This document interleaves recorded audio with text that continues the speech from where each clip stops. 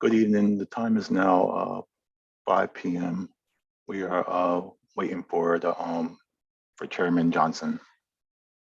Thank you for your patience. Thank you.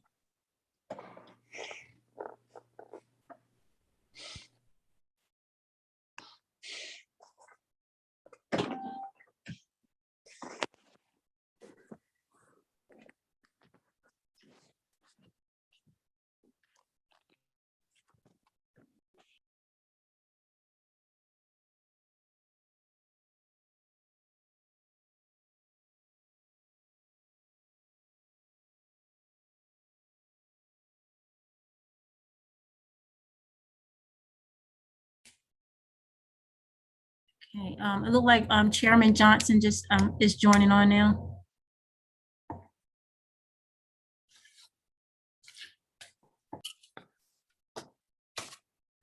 Good afternoon.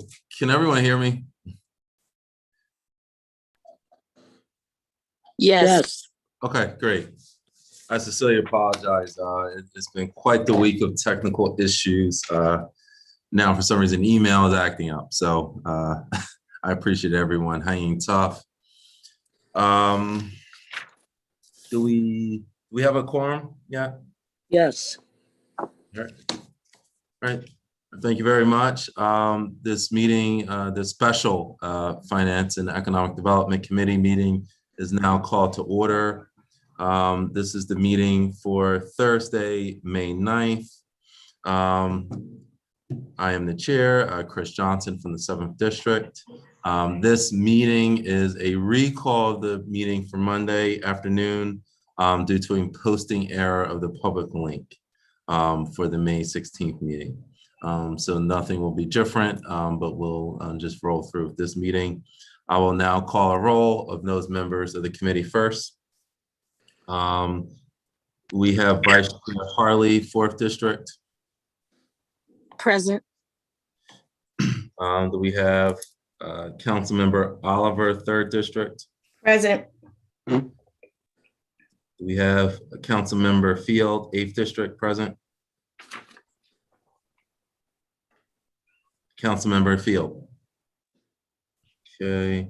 Councilmember Walsh at large. Here. Councilmember Spadola at large. Present. We have Council President Congo. Here. All right. And I'm just looking at the Zoom room. We have also with us, I believe, at-large Councilmember Cabrera. I'd like to recognize an at-large Councilmember Mills. All right. And again, as folks come in, please let me know. Please send me a message or Marshall a message, and we'll make sure to acknowledge you. All right, and as a reminder, since this is the budget, the final budget meeting for the fiscal year budget, only committee members should be making motions and/or seconding, okay? As a brief introduction, as I remarked the other night, Mayor Purzycki presented this March, Mayor Purzycki presented a proposed budget to City Council, which included a 7.5 property tax rate increase, 5% water rate increase, and use of $12 million in one-time revenue replacement from ARPA. And this resulted in a $10.1 million budget surplus. Since that time, City Council has conducted extensive budget hearings for all city departments, including city council in the mayor's office during the months of March and April. By charter, council must adopt a balanced budget at least 30 days before the end of the fiscal year, and we must pass an operating budget ordinance to do so. The budgetary priorities of the council, as we've remarked during the budget process, are public safety, which includes gun violence prevention programming, the citizen oversight boards, neighborhood stabilization, enhancing education for the youth in our city, increasing economic development opportunities as we rise out of COVID-19, and improving our parks, just to name a few. The budget ordinances presented this evening is a result of a compromise and negotiation with the administration so that we can best move the city forward with a joint vision. When we looked at this year's operating budget, we had to look at the impact of declining revenues, and we also need to look at the future impact of the fiscal situation in the city, and also looking at COVID-19 pandemic impact. Some major highlights from this budget, okay, the one we're presenting tonight, is that there has been a downshift of the property tax from 7.5% to a compromise figure of 6.0%. For future years, there's also been a compromise to use more ARPA funds to balance the budget, in addition to the $12 million in this fiscal year. There has been, as part of this process, more of an in-depth discussion with the administration regarding future revenue enhancements that we will need both the governor and the General Assembly state legislators to adopt in order to fix our long-term structural budget deficits. This budget proposed also includes the 5% water sewer rate increase, which we've done almost yearly for the past few years. There's a reduction of 15 vacant positions. 7 of them are from the police department, and the rest are scattered around the rest of the city. There was a deletion of the executive director, William Hicks Anderson position. This budget also includes funding for an audit of the Wilmington Police Department, continued funding for the Citizen Oversight Review Board. There was also a creation of the new Land Use and Planning Development Department, but there's no additional fiscal impact from that shift. First and foremost, I would like to thank everyone who's been involved with this process, including the mayor's office, Chief of Staff Washington, who hung tough with us every night, Ms. Marshall Basnight from City Council, who's been the leader on the council side, Budget Director Greco, and his entire OMB team. They have been very, very tireless and have been very, very engaged throughout this process. And nonetheless, I would also like to thank our essential workers who, during this time, as we're discussing the budget, continue to keep our city moving as they did during the pandemic. And I hope these employees have been compensated with the ARPA funds. If not, if they haven't received the money yet, it should be on the way any day now. At this time, I would like to move forward with the agenda so we can move swiftly. As a housekeeping item, we do have the regular meeting of council scheduled to begin at 6:30. So we do need to move kind of swiftly through this agenda. And at this time, I would like to first move to agenda item number 1, which is an ordinance, which is substitute 1, Ordinance 22-13, which is an ordinance to establish the property tax rate for the fiscal year beginning July 1st, 2022, and ending on June 30th, 2023. This is the part of the budget package. This is simply establishing what the property tax rate will be. As I elaborated this afternoon, it will be shifting from 7.5% to 6%. So that's the only change that's been made. And now I would like to turn it over to OMB. Is there any insight from OMB on the property tax rate portion? Yeah, Mr. Chair, thank you. Robert Winkler, Assistant Budget Director, will have a very quick summary. Okay. And the floor is yours, Mr. Winkler. Thanks. So as you noted, compared to the original proposed budget, the rate increase in this ordinance has been changed to 6%, which is down from the original 7.5%. The total additional revenue for FY 2023 that we project from this is 2.6 million, which is down 650,000 from the proposed budget. And for the median assessment homeowner, that 6% increase is equivalent to an additional $41.76 annually, or $3.48 more per month.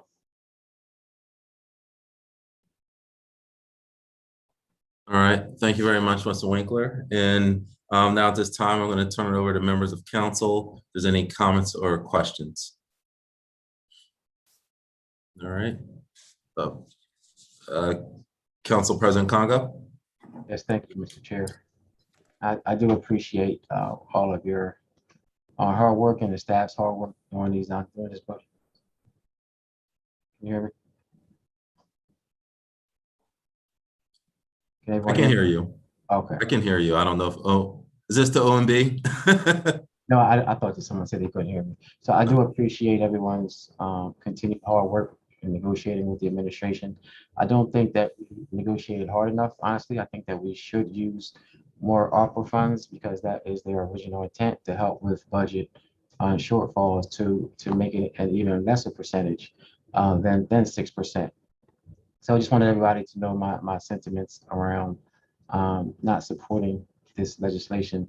I just think that we should have used more ARPA funds because again, that was their primary objective to to help with budget shortfalls.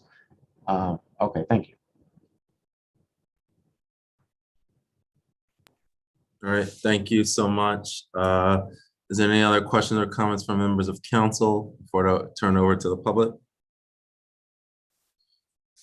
All right, turning over to public. Is there any comments or questions by members of the public? Okay, I do see someone. I don't know if WITN sees it. I believe there's a Helen Furman. Yes, this is Helen Furman. Okay. All right. And as always, the public comments are limited to 3 minutes, but the floor is yours, ma'am. Yes, well, one thing that was said I didn't quite understand from this group of people in my upper right corner, and had to do with something about $41 a year. I didn't understand what that was. Could that be explained, please? Are we Were you explaining how the increase of a 6% property tax in the city of Wilmington would amount to per person or something per year? Yeah, so this is Rob Winkler from OMB. That 41, a little bit under $42, that's the annual increase for a median residential property in the city of Wilmington. Uh-huh. Would be worth the value of what, 100,000 or?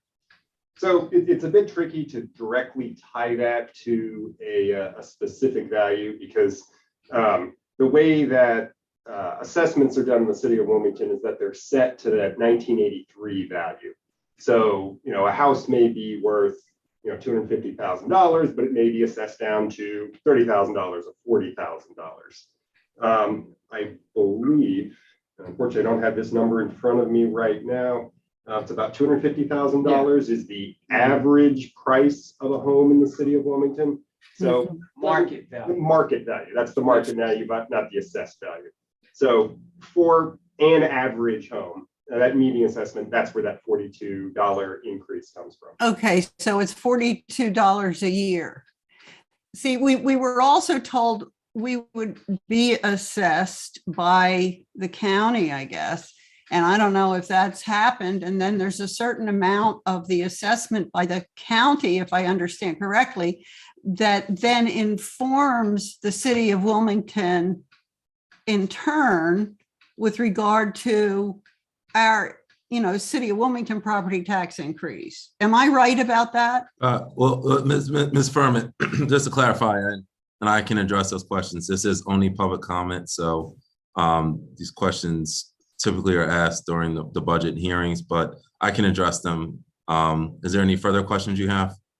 Well, I would like to then make a response that I'm not comfortable hearing about increases in payments in light of all the inflation that is hitting people on fixed incomes, and people on low incomes are going to find pain in that sort of thing. And it could work to further blight the city, especially when our Wilmington Police Department, turns a blind eye to small code infractions like no loitering. I don't know where you all live. I live on the drug loop of Wilmington and Quaker Hill. I own property and I live here also. I rent property and I also own the home I live in. And Ms.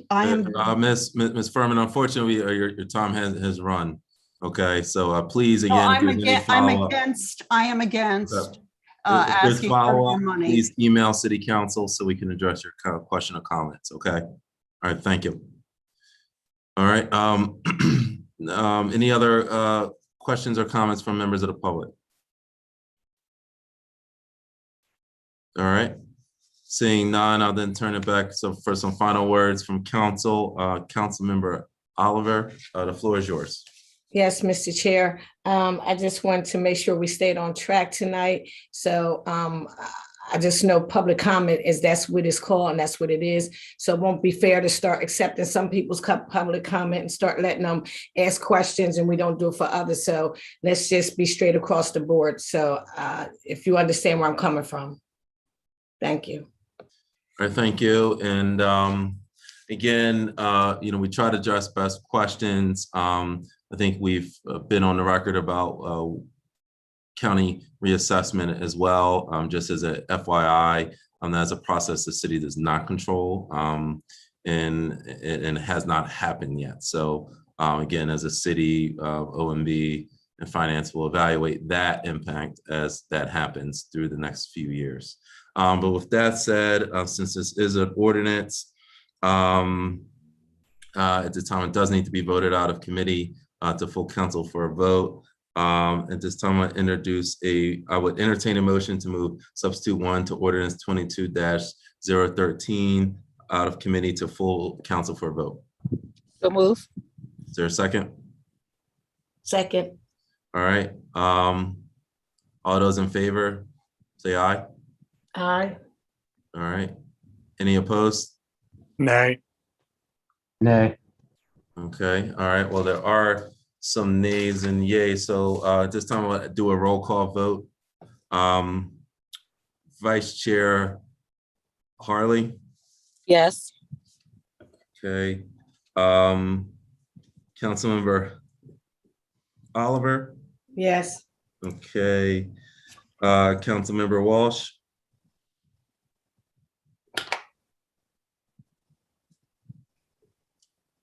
Yes. You're on. Thank you. I don't see Councilmember Field yet. So Councilmember Spadola No. and Council President Congo. No. All right. So based on the tally, Marshall can let me know if I'm incorrect, but I believe the ayes have it, and the property tax rate ordinance will move to full council for a vote. And because this is a special meeting, it will be on this evening's agenda for May 19th. All right. Moving right along to item number 2 on the agenda. This is ordinance 22-14, which is an ordinance to adopt a capital program for fiscal year 2023 to 2028. This briefly before I hand it over to OMB. This is the out year for the city of Wilmington, so there is no capital program, but as a formality, we have to just introduce this ordinance. So at this time, I'm going to hand it over to OMB. All right, thank you, Mr. Chair. If I may, I'd like to present both agenda item 0151, ordinance 22-14, and agenda item 0154, ordinance 22-15 together, with both being related to the capital fund. As we go to ordinance 22-14, this ordinance enacts the fiscal year 2023 capital budget, which being an alternating year contains $0. On to ordinance 22-15. This ordinance enacts the capital program for the 6 fiscal years 2023 through 2028 inclusive. The 6-year capital program for fiscal year 2023 through 2028 is in an amount of $266.3 million. This is an estimate of funds necessary to meet the future capital needs of the city. The breakdown is as follows: $88.7 million for the general fund, $151.6 million for the water sewer fund, and $26 million for the other funds. This concludes both capital ordinances. Thank you. All right, thank you very much, Mr. Jones. And as an aside, so these, so next year will be the time for new programs to be added. Is that correct? That's correct. Okay, so now in terms of council and administration, we need to, I guess, get to the drawing board about programs we will be including within the next year, right? Yes. Okay, all right, thank you very much. This time, is there any questions or comments from members of council regarding ordinance 22-15? All right. Seeing none, I will then turn it over to the public if there's any comments or questions regarding ordinance 22-15. All right, seeing none, I'm going to turn it back to council. If there's any final comments or questions? And seeing none, since this is an ordinance, it needs to be voted out of committee. This time I will entertain a motion to move ordinance 22-15 out of committee to full council for a vote. So move. there a Chair, second? do you 14 first, or you doing 15 first? It doesn't Oh, matter. sorry, 14. Move ordinance 22-14 out of committee to full council for a vote. So move. All right, is there a second? Second. All right, so properly moved and seconded to move ordinance 22-14 out of committee to full council for a vote. All is in favor, say aye. Aye. Any opposed? All right, the ayes have it, and ordinance 22-14 will move to full council for a vote. Because this is a special meeting, it will be on the agenda for this evening, since it is time sensitive, and it will be on the meeting starting at 6:30. So thank you very much, everyone. And now moving on to ordinance 22 the next item on the agenda, ordinance 22-15. I believe this is a companion housekeeping item with the prior ordinance. OMB, I believe already explained where we are with that process. So at this time, I will entertain a motion to move ordinance 22-15 out of committee to full council for a vote.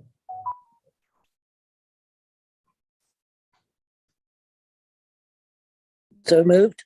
All right, is there a second? All right, and properly moved and seconded. At this time, all those in favor, say aye. Aye. Any opposed? All right, this ordinance the ayes have it, and this ordinance will be placed on the council agenda for Thursday, May 19th. All right, moving right along to the next agenda item, number 4 on tonight's agenda. This is substitute 1 to ordinance 22-16. This is an ordinance adopting the annual operating budget for the fiscal year beginning July 1st, 2022 and ending June 30th, 2023. As a just brief introduction, this is what this whole entire process really has been about. The annual operating budget of approximately $176 million is what moves the city forward. You know, this year we've had, of course, to do more with less. The only reason we're not really upside down is because of ARPA, and there has been a significant amount of ARPA funds used from the federal government. But we still have not fixed a lot of the long-term structural problems that we have with the city. Simply put, absent halving most of our city departments, even trimming some of the vacancies we have, we still have a lot of structural issues. So the city council and administration are committed to working out these long-term structural issues. And we believe a modest, property tax increase is unfortunately just a result of where we are fiscally as a city, especially the impact to our business community coming out of COVID. But the hope is, the things are looking brighter already, and hopefully next year we'll find ourselves in a better position fiscally with the city. So with that said, any comments or questions from members of council?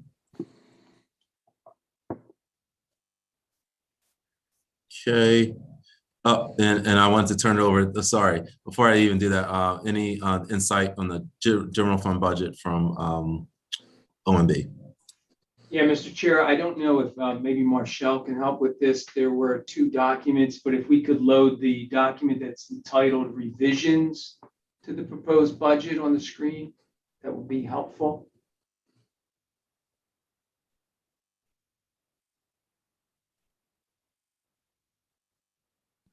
Good evening. This is WITN. I don't have a document with that exact title. Is it the document with the colors or the document that's black and white? The colors. Okay, thank you.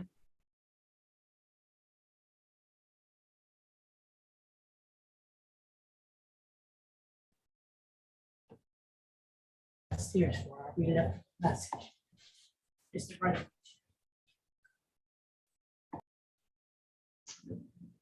Is it possible just to zoom in a little bit on the green box so everyone can see it?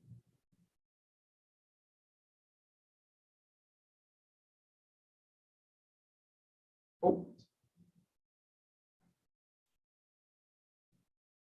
That's good. Thank you. So, Mr. Chair, you did mention some of these things. So since the budget was proposed and we've had meetings and there were discussions with council and administration, I'm going to talk briefly just on the major changes that occurred that are not really housekeeping. Items 1 through 3B are really just changes that had to occur that didn't get in on time, and they actually net to a slight decrease of about $68,000. But items 4, 5, 6, 7, 8, and 9 are the changes that were part of the compromise with council. I'll just go through it briefly. There was a title change for HR. That's item number 4 for a position that doesn't have any fiscal impact. We have item 5. This is the deletion of the position of the executive director at William Hicks Anderson Community Center. And you'll see there's a savings there of almost $111,000. That was offset by the 2 additions you see below that, $30,000 for the consultant funding in city council, and also consultant money added for contingency purposes for a possible police audit review that was put into the mayor's office. And then finally, unrelated to the general fund, the city treasurer has wanted to return the salary level of the pension manager to the amount that was in there for the last employee that was there in that position. It rolled in as a vacancy and the system automatically lowered it down to a level that was below where the compensation should be. So that's just a correction there. And that includes salary and benefits. And then finally, item 9 is the reduction to the property tax going from 7.5% proposed to the 6%. And that's a loss of $650,000 to the projected revenue. And it comes to the new revised surplus of $9.529 million, and that includes $12 million of ARPA funds. And Director Greco, is there, see something in the orange box? What is that information pertaining to? The special fiscal note, that was part of the agreement with council. You'll see there's 2 bullet points. The first one says $1 million from ARPA neighborhood revitalization funding will be transferred to city council ARPA initiatives. That doesn't directly impact the general fund operating budget, but it is something that will occur as part of this process. And then second to that, and you mentioned this before, Mr. Chair, a portion of ARPA funds will be set aside for future use if needed for revenue replacement. Okay, and I believe similar to other initiatives under ARPA, there's a guidelines process. I mean, obviously, we're going to talk about this in future meetings, but in terms of individual council members applying, you know, there'll be a formal process to get projects approved, I believe, right? Yeah, I believe that's the case. I mean, Oh. the guidelines are federal guidelines. We don't do them. We just have to make sure we enforce them. Okay, and we'll have more information for council, I guess, as this goes on.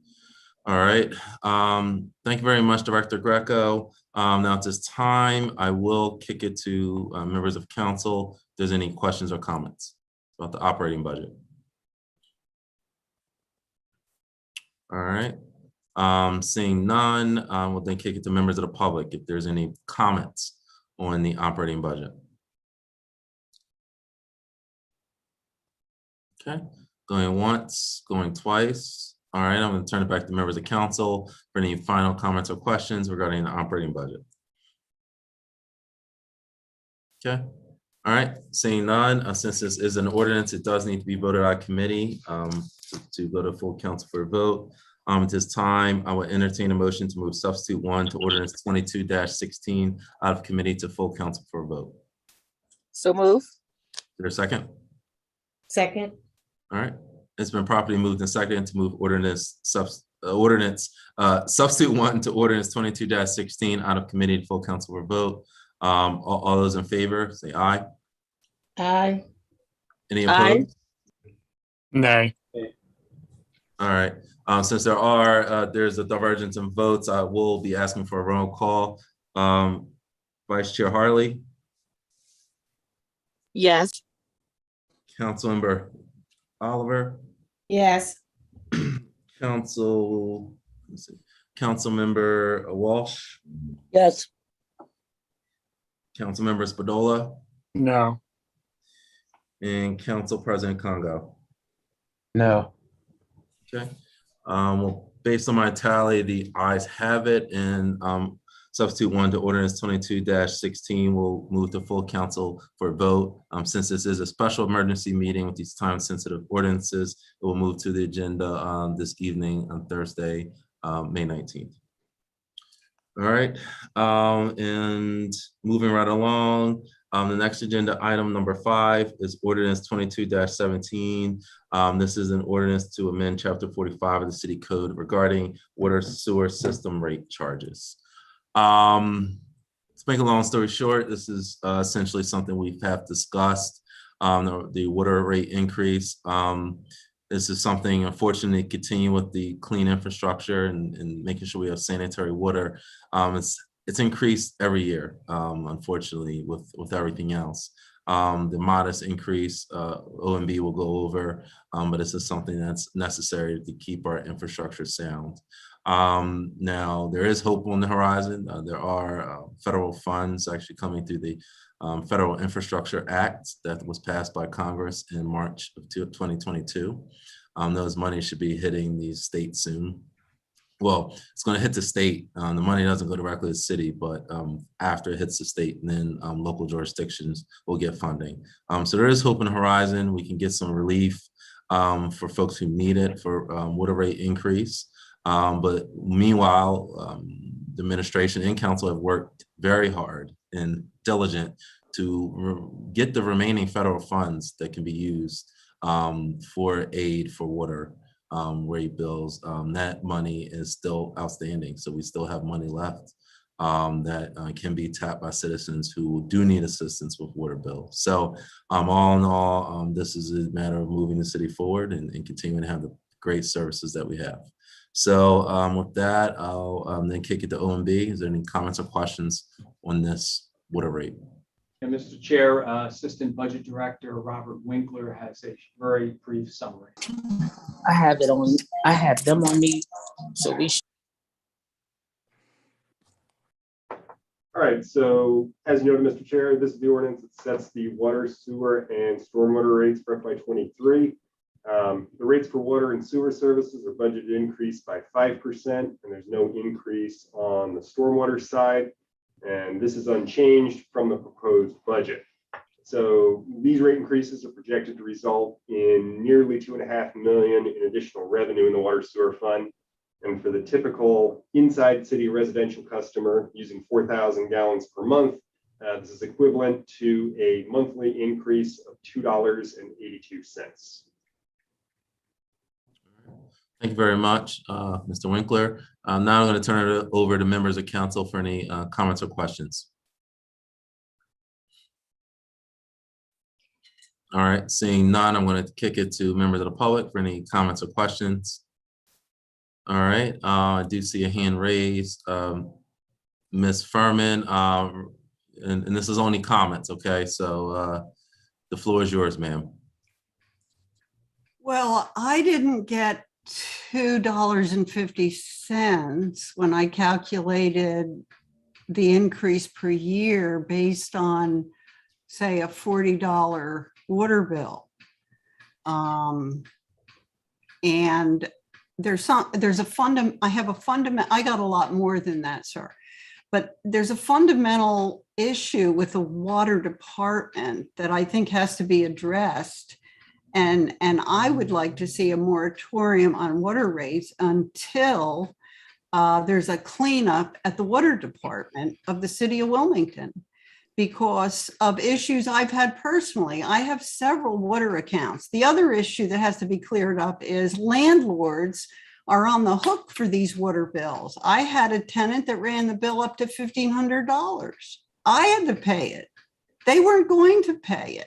And as long as landlords are on the hook for these water bills and landlords do not get assistance in paying them, I think there should be a moratorium on any increases in water bills. Plus, there's a $9.5 million surplus in the budget, and that really begs the question of why. Thank you. All right. Thank you very much. Any other comments or questions by members of the public? All right. At this time, I'll turn it back to council for any final comments or questions. All right. Seeing none at this time, since this is an ordinance, it needs to be properly voted out of committee to full council for a vote. This time, I'll entertain a motion to move ordinance 22-17 out of committee to full council for a vote. So move. There's a second? Second. All right, it's been properly moved and seconded to move ordinance 22-17 out of committee to full council for a vote. All those in favor, say aye. Aye. Aye. Any Aye. opposed? All right, well, the ayes have it, and ordinance 22-17 will move to council for a vote. Since this is a special meeting and it's a time-sensitive ordinance, it will move to the council vote this evening, Thursday, May 19th. All right. And moving right along, the last agenda item is ordinance 22-23, which is an ordinance to approve an agreement between the city of Wilmington and Newcastle County for live streaming services for county council meetings. As a brief introduction, this is a ordinance that we're actually very excited about. WITN has been tapped by our colleagues in the county to provide live streaming services. I believe they've seen the services and the jobs that they do for city residents and those who watch city council meetings. So I'm not surprised that they were tapped.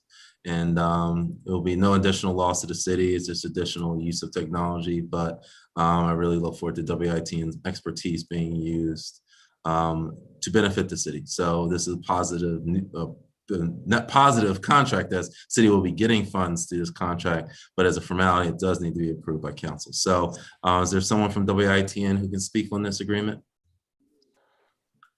Yes, this is Wendell Ralston, station manager for WITN.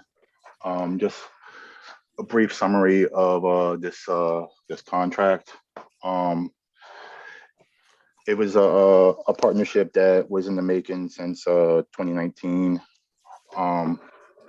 with the county. It did get halted due to COVID, but we're ready to start that contract, and the county will be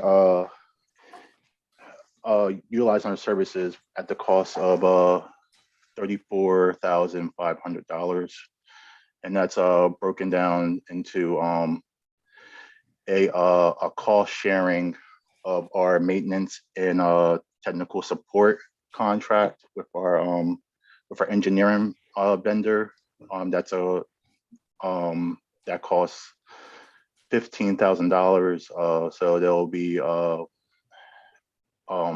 be paying $7,500 towards that, and then an additional $27,000 for our production services, and that is broken down by an estimate of 200 hours of production time for their meetings.